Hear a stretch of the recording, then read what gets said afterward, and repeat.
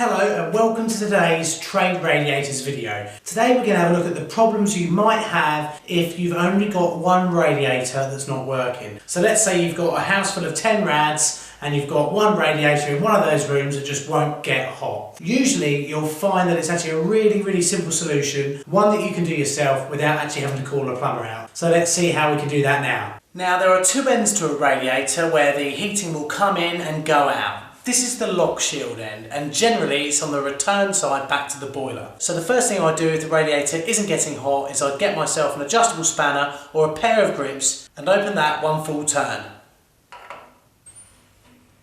Now I go to the other end of the radiator and make sure that if there's a TRV present, which there is on most radiators in the UK, make sure that that's fully turned open. In this case that's number 5. Now once you've opened up the lock shield at that end and the radiator TRV at this end and the radiator still doesn't get hot, what I'd then do is remove the radiator TRV head.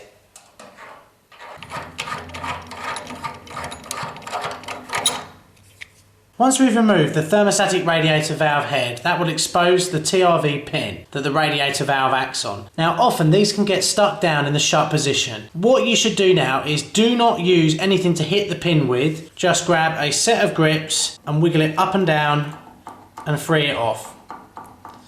Once you've got that working really well, you should see that it goes up and down on its own. If you feel like it once you've freed it off, you can try and spray some lubricant around the pin shaft to try and prevent it from getting stuck again. So they're the first 2 points you should try and cover when you've got one radiator that isn't working. If you've done all that, you've opened up your lock shield, you've taken the TRV and turned that on and also freed up the pin, and you're still not getting any heat or flow through the radiator, then there's one more thing that you can probably do as a homeowner, although it is still quite advanced. The first thing I do is shut the thermostatic radiator valve and shut the lock shield. Then I get a small towel and put that under the air bleed and open up the bleed with my bleed key.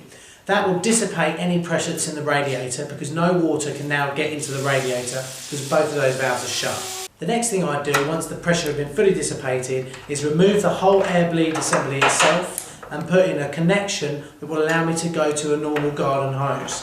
The next thing I do is turn the heating system off, take the hose so it goes outside, and then open up the thermostatic radiator valve end. What will happen is a large body of water will then come out through the top of the radiator and go out into the garden. The reason we do this is because potentially the remaining problem about that rad is that there could be an airlock. So what we're doing there is flushing out the flow side through the thermostatic radiator valve to try and push any air out. Remember, once you've pushed any air out, if you've got a pressurised system, to re-top up the pressure on the filling loop, or if you've got an F&E system, you shouldn't really have to worry because it should fill up automatically. Once you've done the thermostatic radiator valve, shut that valve, then go to the other end where your lock shield is and do the same thing. Once you've removed any slugs of air, shut both radiator valves again, remove your hose and then reinstate the radiator with its air bleed like you would do as normal. Then turn the radiator back on like we showed you originally at the start of the video, and then with any luck you should get some heat flowing through that rad. Hopefully we've covered all the problems there that could stop a radiator getting hot.